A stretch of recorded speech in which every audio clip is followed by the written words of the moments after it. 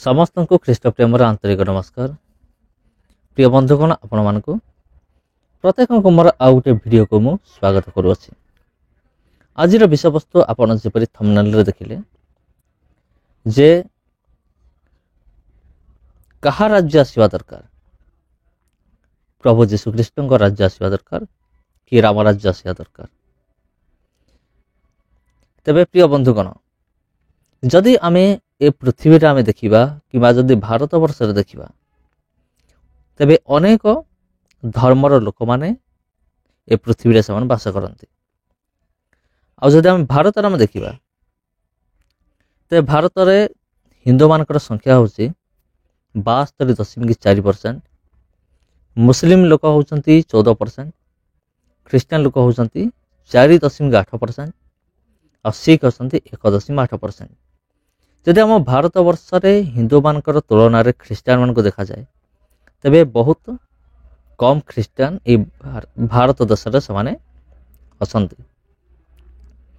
जेहेतु जो जगह हिंदू मानकर संख्या 72.4% और से जगह ख्रिस्टियन मानकर संख्या 4.8% एवं बाकी जते रहिले अन्य धर्मर लोक माने भी असंती। ये हला हमर भारतर कैलकुलेशन धर्म को लेकिन जे केते शतकड़ा क्यों धर्मर लोक बास करते। आउ जदि आम पृथ्वी रे देखिबा पृथ्वी रे टोटाल ख्रिस्टियन मान संख्या होची 31.6% आउ ता तळको अछि मुस्लिम संख्या 25.8%, हिंदू मान संख्या होची 15.1%, आउ जते बाकी रहिले समानकर संख्या होची 14.4%। यार अर्थ होची भारत वर्ष रे हिंदू मान असंती एवं भारत बाहर मध्य प्राय किंचित हिंदू मानकर संख्या देखा मिले। किंतु जदि आमे पृथ्वी सारा आमे कैलकुलेशन करिबा तबे ख्रिस्टियन मानकर संख्या होची सबठारु अधिक 31.6%। तबे एइटा मोर मूल प्रसंग नुहे, मोर मूल प्रसंग होची जे भारत रे ए पृथ्वी रे क्यों राज्य आसवा दरकार, कहा राज्य जीशु को राज्य आसवा दरकार कि राम राज्य आसवा दरकार। मु कहीं कैलकुलेशन कहली तार मध्य गोटे कारण अच्छी। आउ ए वीडियो भितर मु कहिबी आपण मानकु आपण ए वीडियो देखुथांतु। आ वर्तमान आमे माने श्री रामचंद्र एवं प्रभु जीशु ख्रीष्ट भीतर आमे तुलना करिबा तुलना कले जे आमे जानि परिबा कहा राज्य आसिले ठीक है। आउ जदि आमे रामचंद्र के विषय देखिबा नंबर 1 केटा पॉइंट मु कहिबी। आ श्री रामचंद्र अयोध्या रे जन्म ग्रहण करथिले आपण जानिथिबे। आउ महर्षि वाल्मीकि तांकर रामायण अनुसार श्री राम कर्कट राशि रे पुनर्वासु नक्षत्र रे चैत्र मास रे शुक्ल पक्ष नवम दिन रे अयोध्या रे जन्म ग्रहण करथिले। आउ ताहा तिला फेब्रुआरी मास 22 तारिख 7119 BCE। ता अर्थ होची प्रभु जीशु ख्रीष्टंकर जन्म पूर्वरु 7119 वर्ष पूर्वरु श्री रामचंद्रकर जन्म हो सारी। आउ जदि आमे जीशु ख्रीष्टंकर जीवन देखिबा तेबे प्रभु जीशु ख्रीष्टंकर जन्म पर ही मसीहा ख्रीष्टाब्द ख्रीष्टपूर्व यही सब आरंभ होता।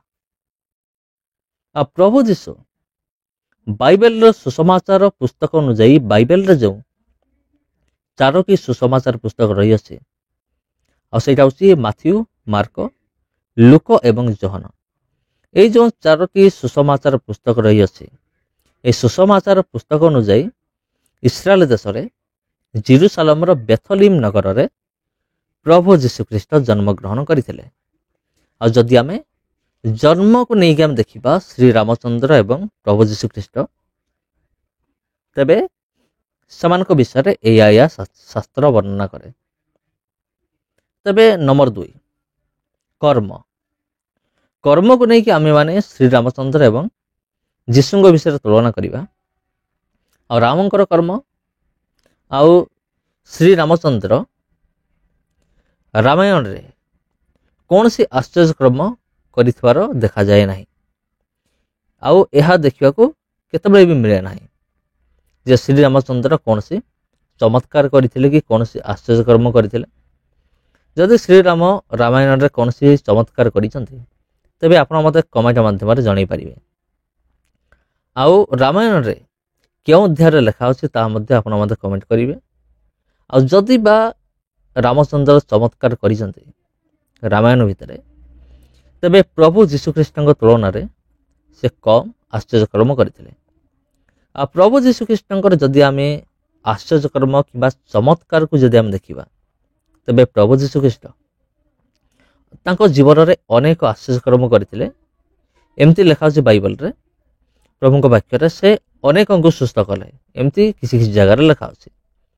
ଅନେକଙ୍କୁ ସୁସ୍ଥ କଲେ ତା ଅର୍ଥ ହେଉଛି ତାର କୌଣସି ବି ହିସାବ ନାହିଁ, ତାକୁ ଗଣାଯାଇପାରେ ନାହିଁ। କିନ୍ତୁ ପ୍ରଭୁ ଯୀଶୁଖ୍ରୀଷ୍ଟ ଯେଉଁ ତାଙ୍କ ଜୀବନରେ 37ଟି ବଡ଼ ବଡ଼ ଆଶ୍ଚର୍ଯ୍ୟକର୍ମ କଲେ, କିନ୍ତୁ ସେଇ ବିଷୟରେ ପବିତ୍ର ବାଇବଲରେ ନିହାତି ଲିଖିତ ରହିଅଛି। ତେବେ ଯଦି ଆମେ କର୍ମକୁ ଦେଖିବା, ଚମତ୍କାରକୁ ଦେଖିବା, ତେବେ ଶ୍ରୀରାମଚନ୍ଦ୍ରଙ୍କ ଆଶ୍ଚର୍ଯ୍ୟକର୍ମ କେଉଁ ଜାଗାରେ ଦେଖାଯାଏ ନାହିଁ। ଆଉ ଯଦି ଯୀଶୁଙ୍କ ବିଷୟରେ ଦେଖିବା, ତେବେ 37ଟି ବଡ଼ ବଡ଼ ଆଶ୍ଚର୍ଯ୍ୟକର୍ମ ଆମେ ଦେଖୁ। ଆଉ ନମ୍ବର 3, ଆଉ ଶ୍ରୀରାମଚନ୍ଦ୍ର ତାଙ୍କର ଅସ୍ତ୍ର ଥିଲା, ସେ ଅସ୍ତ୍ର ଧାରଣ କରୁଥିଲେ। ତାଙ୍କର ଅସ୍ତ୍ର କ'ଣ ଥିଲା? ଧନୁ ଏବଂ ତୀର। ଆଉ ଶ୍ରୀରାମଚନ୍ଦ୍ର କେଉଁମାନଙ୍କୁ ବଧ କରିଥିଲେ? ସେ ରାବଣ ସହିତ ଯୁଦ୍ଧ କରି ତାକୁ ବଧ କରିଥିଲେ, ଆଉ ବାଳିକୁ ବଧ କରିଥିଲେ। ତା ସହିତ ଅନେକ ଅଛନ୍ତି, ଯେପରିକି ଖାରା, ଦୁଷ୍ଟ, ତାଟକା, ଅସୁର, ଆଉ ମକରକ୍ସା, କୁମ୍ଭକର୍ଣ୍ଣ, ଆଉ ବିରଧା, ତ୍ରିଶିରା, ଇନ୍ଦ୍ରଜିତ, ଆଟିକାୟା, ନରାନ୍ତକ, ଭେଦାନ୍ତକ, ପରାସ୍ତ, ଏହିସବୁ ଯେତେ ସବୁ ରାକ୍ଷସ ମାନ ଥିଲେ, ସେମାନଙ୍କୁ ରାମଚନ୍ଦ୍ର ବଧ କରିଥିଲେ ନିଜର ଧନୁ ଏବଂ ତୀର ଦ୍ୱାରା। ଆଉ ଯଦି ଆମେ ପ୍ରଭୁ ଯୀଶୁଖ୍ରୀଷ୍ଟଙ୍କ ବିଷୟ ଦେଖିବା, ତାଙ୍କର କୌଣସି ଅସ୍ତ୍ର ନଥିଲା। ଆଉ ଯଦି ଆମେ ଦେଖିବା 4 ନମ୍ବର ପଏଣ୍ଟରେ ମୃତ୍ୟୁ ବିଷୟରେ, ଶ୍ରୀରାମଚନ୍ଦ୍ର କେମିତି ମୃତ୍ୟୁବରଣ କଲେ, ଆଉ ପ୍ରଭୁ ଯୀଶୁଖ୍ରୀଷ୍ଟ କିପରି ମୃତ୍ୟୁବରଣ କଲେ, ଯଦି ଆମେ ଦେଖିବା, ତେବେ ଶ୍ରୀରାମଚନ୍ଦ୍ର ସରଜୁ ନଦୀରେ ଆତ୍ମହତ୍ୟା କରିଥିଲେ, ଯାହାକି ଶାସ୍ତ୍ର ବର୍ଣ୍ଣନା କରେ। ଆଉ ପ୍ରଭୁ ଯୀଶୁଖ୍ରୀଷ୍ଟ ସେ କ୍ରୁଶ ଉପରେ ତାଙ୍କୁ ମରାଗଲା, କ୍ରୁଶ ଉପରେ ମରାଗଲା। ଆଉ ଏଇଭଳି ଭାବରେ ଶ୍ରୀରାମଚନ୍ଦ୍ର ଏବଂ ପ୍ରଭୁ ଯୀଶୁଖ୍ରୀଷ୍ଟ ଦୁଇ ଜଣଙ୍କର ମୃତ୍ୟୁ ହେଇଥିଲା। ତେବେ ବର୍ତ୍ତମାନ ଆମେ ତର୍ଜମା କରିବା 4ଟି ଯାକ ପଏଣ୍ଟକୁ ନେଇକି, ଯେ ପ୍ରକୃତରେ କାହାର ରାଜ୍ୟ ଆସିବା ଦରକାର। ମୁଁ କିଛି କହିବିନି, ମୁଁ କୌଣସି କାହାରି ଧର୍ମ ବିରୁଦ୍ଧରେ ମୁଁ କହୁନାହିଁ, କିନ୍ତୁ ଯାହା ଲେଖା ଅଛି ତାହା ମୁଁ କହୁଛି। ଆଉ ଆପଣ ଡିସାଇଡ୍ କରନ୍ତୁ ଏବଂ ଆପଣ କ'ଣ ଭାବୁଛନ୍ତି କାହା ରାଜ୍ୟ ଆସିବା ଦରକାର, ମୋତେ କମେଣ୍ଟ ମାଧ୍ୟମରେ ଜଣାଇବେ। ଯଦି ଆମେ ପ୍ରଥମେ ଆଲୋଚନା କରିଥିଲେ ଧାର୍ମିକ ଲୋକମାନଙ୍କର ପପୁଲେସନକୁ ନେଇକି, ଜନସଂଖ୍ୟାକୁ ନେଇକି, ଯଦି ଆମେ ଦେଖିବା, ତେବେ ଆମର ପୃଥିବୀରେ ଖ୍ରୀଷ୍ଟିଆନ ମାନଙ୍କର ସଂଖ୍ୟା ହିଁ ସବୁଠାରୁ ଅଧିକ ଅଛି। ତେବେ ଖ୍ରୀଷ୍ଟିଆନଙ୍କ ସଂଖ୍ୟା କାହିଁକି ଅଧିକ? ପ୍ରଭୁ ଯୀଶୁଖ୍ରୀଷ୍ଟଙ୍କ ନିକଟରେ ଏପରି କେଉଁ ବିଷୟ ଥିଲା, ଏପରି କ'ଣ ବିଷୟ ଥିଲା ଯେଉଁଟା କି ସେଥିପାଇଁ ଆମ ଭାରତରେ ଆମର ପୃଥିବୀରେ ପ୍ରଭୁ ଯୀଶୁଖ୍ରୀଷ୍ଟଙ୍କୁ ଅଧିକ ଲୋକମାନେ ମାନ୍ୟ କରନ୍ତି। ଏପରି ପ୍ରଭୁ ଯୀଶୁଖ୍ରୀଷ୍ଟଙ୍କ ନିକଟରେ ଏପରି କ'ଣ ବିଷୟ ଥିଲା? ଆଉ ଯଦି ଆମେ ସାରା ପୃଥିବୀକୁ ଦେଖିବା, ତେବେ ପ୍ରଭୁ ଯୀଶୁଖ୍ରୀଷ୍ଟ ହେଉଛନ୍ତି ପୃଥିବୀରେ ବେଶୀ ଫେମସ୍, ମାନେ ବିଖ୍ୟାତ ଯାହାକୁ କୁହାଯାଏ। ଆଉ ଯଦି ଆମେ କହିବା ଧର୍ମଶାସ୍ତ୍ର ବିଷୟରେ, ପୃଥିବୀରେ କେଉଁ ଧର୍ମଶାସ୍ତ୍ର ଅଧିକ ପଢ଼ାଯାଉଛି, ତାହା ହେଉଛି ବାଇବଲ, ଯେଉଁଥିରେ ପ୍ରଭୁ ଯୀଶୁଖ୍ରୀଷ୍ଟଙ୍କର ବିଷୟ ଲେଖା ଅଛି। ଆଉ ଏଇଥର ଆପଣ ଡିସାଇଡ୍ କରନ୍ତୁ ଯେ କାହାର ରାଜ୍ୟ ଆସିବା ଦରକାର। ଆଉ ଯଦି ଆମେ ପ୍ରଭୁ ଯୀଶୁଖ୍ରୀଷ୍ଟ ଏବଂ ଶ୍ରୀରାମଚନ୍ଦ୍ରଙ୍କର ଜନ୍ମ ବିଷୟରେ ଦେଖିବା, ଶ୍ରୀରାମଚନ୍ଦ୍ର ଫେବୃଆରୀ 22, 7119 BCE ଅର୍ଥାତ୍ ପ୍ରଭୁ ଯୀଶୁଖ୍ରୀଷ୍ଟଙ୍କର ଜନ୍ମ ପୂର୍ବରୁ ହିଁ ସେ ଜନ୍ମଗ୍ରହଣ କରିଥିଲେ। ପ୍ରଭୁ ଯୀଶୁଖ୍ରୀଷ୍ଟଙ୍କ ଆସିବା ପରେ ହିଁ ମସିହା ଏଇସବୁ ଆରମ୍ଭ ହୋଇଥିଲା। ଆଉ ଯଦି ଆମେମାନେ ଦେଖିବା, ତେବେ ଯଦି ପ୍ରଭୁ ଯୀଶୁଖ୍ରୀଷ୍ଟ ଜନ୍ମ ହେଇନଥାନ୍ତେ, ତେବେ କୌଣସି ମସିହା ନଥାନ୍ତା, ତାରିଖ ନଥାନ୍ତା। କାରଣ ଶ୍ରୀରାମଚନ୍ଦ୍ର ଯେଉଁ 22 ତାଙ୍କର ଯେଉଁ ଡେଟ୍ ଗୋଟେ ଅଛି ନିର୍ଦ୍ଧାରିତ ହେଇକି ଅଛି, ସେ ଏତିକି ତାରିଖରେ ଜନ୍ମଗ୍ରହଣ କଲେ, ତାହା ମଧ୍ୟ ପ୍ରଭୁ ଯୀଶୁଖ୍ରୀଷ୍ଟଙ୍କର ହେତୁ ହିଁ ସମ୍ଭବ ହେଇଛି। କାରଣ ପ୍ରଭୁ ଯୀଶୁଖ୍ରୀଷ୍ଟଙ୍କ ଆସିବା ପରେ ହିଁ ମସିହା ଆଉ ଖ୍ରୀଷ୍ଟପୂର୍ବ ଆରମ୍ଭ ହେଲା। ସେଥିପାଇଁ ଆମେ କହିପାରୁଛୁ ଯେ ପ୍ରଭୁ ଯୀଶୁଖ୍ରୀଷ୍ଟଙ୍କ ଜନ୍ମ ପୂର୍ବରୁ ଏତିକି ବିସିରେ ଶ୍ରୀରାମଚନ୍ଦ୍ରଙ୍କର ଜନ୍ମ ହେଇଥିଲା ବୋଲି। ତେବେ ତୃତୀୟ ପଏଣ୍ଟ ଯଦି ଦେଖିବା, ତେବେ ଅଧିକ ଆଶ୍ଚର୍ଯ୍ୟକର୍ମ କରିଥିବା ବ୍ୟକ୍ତି ହେଉଛନ୍ତି ପରମେଶ୍ୱର, ହେଉଛନ୍ତି ପ୍ରଭୁ ଯୀଶୁଖ୍ରୀଷ୍ଟ। ଆଉ ଅଧିକ ଚମତ୍କାର ବଡ଼ ବଡ଼, ସେଥିମଧ୍ୟରୁ 37ଟି ବଡ଼ ବଡ଼ ଚମତ୍କାର ସାମିଲ ଥିଲା। ଆଉ ଯଦି ଆମେ 3 ନମ୍ବର ପଏଣ୍ଟ ଦେଖିବା, ପ୍ରଭୁ ଯୀଶୁଖ୍ରୀଷ୍ଟଙ୍କର କୌଣସି ଅସ୍ତ୍ର ନଥିଲା, ଆଉ ଶ୍ରୀରାମଚନ୍ଦ୍ରଙ୍କ ଅସ୍ତ୍ର ଥିଲା। କାରଣ ପ୍ରଭୁ ଯୀଶୁଖ୍ରୀଷ୍ଟ ପାପୀମାନଙ୍କୁ ବିନାଶ ନ କରି ବରଂ ଉଦ୍ଧାର କରିବା ପାଇଁ ଆସିଥିଲେ। କିନ୍ତୁ ଶ୍ରୀରାମଚନ୍ଦ୍ର ରାବଣର ବିନାଶ ନିମନ୍ତେ, ଅନେକ ଅସୁରମାନଙ୍କର ବିନାଶ ନିମନ୍ତେ ଜନ୍ମ ହେଇଥିଲେ, ବିନାଶ ମଧ୍ୟ କରିଥିଲେ। ଦି ଜଣଙ୍କ ମଧ୍ୟରେ ଫରକ ହେଉଛି ରାମଚନ୍ଦ୍ର ବିନାଶ କରନ୍ତି ଆଉ ପ୍ରଭୁ ଯୀଶୁଖ୍ରୀଷ୍ଟ କ୍ଷମା କରନ୍ତି, ଉଦ୍ଧାର କରନ୍ତି। ସେଥିପାଇଁ ସେ ଜଗତକୁ ଆସିଥିଲେ। ଆଉ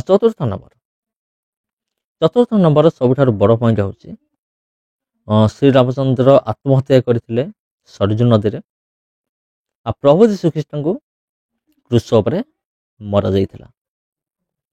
ତେବେ ଏଇଥିରୁ ଆପଣ ଡିସାଇଡ୍ କରନ୍ତୁ ଯେ କାହାର ରାଜ୍ୟ ଆସିବା ଦରକାର। ପ୍ରଭୁ ଯୀଶୁଖ୍ରୀଷ୍ଟଙ୍କର ରାଜ୍ୟ ଆସିବା ଠିକ୍ ହେବ ନା ଶ୍ରୀରାମଚନ୍ଦ୍ରଙ୍କର ରାଜ୍ୟ ଆସିବାଟା ଠିକ୍ ହେବ? ତେବେ ଏଇ 4ଟି ପଏଣ୍ଟରୁ ଆପଣ ଭଲ ଭାବରେ ଚିନ୍ତା କରନ୍ତୁ ଏବଂ ଡିସାଇଡ୍ କରନ୍ତୁ କେଉଁଟା ଆପଣଙ୍କ ନିମନ୍ତେ ଠିକ୍ ହେବ। ତେବେ ପ୍ରିୟ ବନ୍ଧୁଗଣ, ସମସ୍ତଙ୍କୁ ମୋର ଆନ୍ତରିକ ନମସ୍କାର। ପୁଣି ଦେଖା ହେବ ଆପଣଙ୍କ ସହିତ ଆଉ ଗୋଟେ ଭିଡ଼ିଓରେ, ଆଉ ଗୋଟେ ଅଧ୍ୟାୟରେ। ନମସ୍କାର।